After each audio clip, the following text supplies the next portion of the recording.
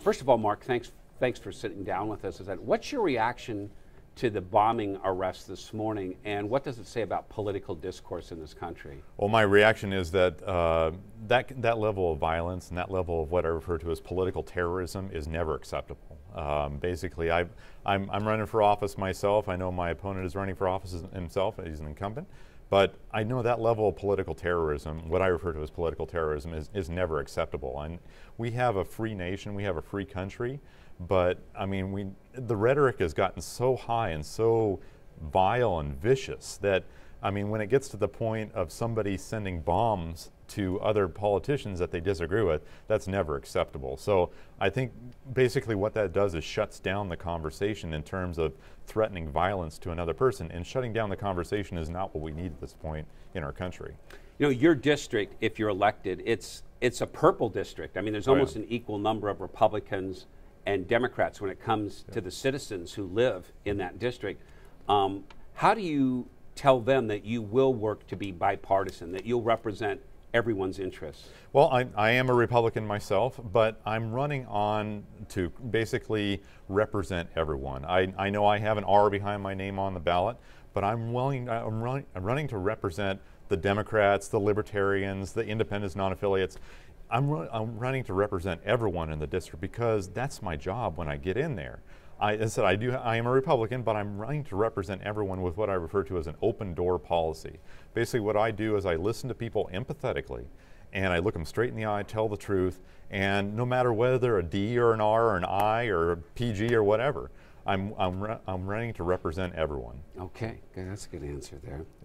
Yeah. Healthcare has become one of the big talking points in this election, and I think that's actually surprised some of the politicians how big it's become. Where do you stand on health care when it comes especially to seniors when they're afraid of Medicaid cuts to Social Security? Well, I mean, the health care issue is a big issue there, Jeff, and basically I'm a free market guy myself. I think that if we can expand competition, the big health insurance companies will need to compete with each other, and when you have vendors competing with each other, they make their product better. And if they make their product better at a lower cost, then they're going to attract business. So you have to kind of balance that with what is currently existing now.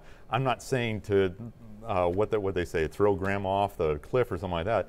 I worked at a senior center in college myself. I've actually been going around to some senior assisted living centers, and that is a very popular question with senior assisted living centers. I've actually done 3 of them, one today earlier.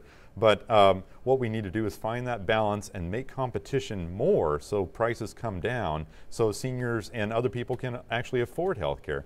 I don't think that the government stepping in and providing health care, you've heard the Medicare for all and whatever, I don't think that's the solution because government gets their money from taxes. So in order to provide Medicare for all or health care for all, it's going to increase taxes, which is going to be less freedom for us Americans. Okay, Mark.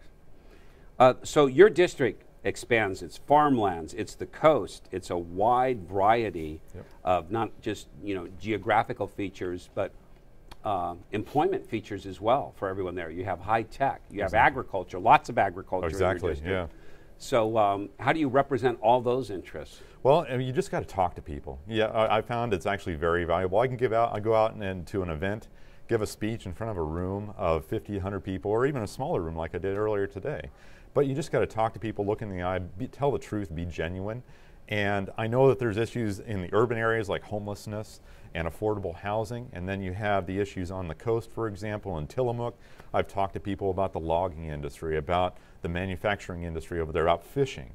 But you just have to basically listen to them empathetically and provide the best win-win solution you can because you're there to listen, you're there to represent everyone. As I said, I'm going to represent anyone regardless of political affiliation, regardless of social division.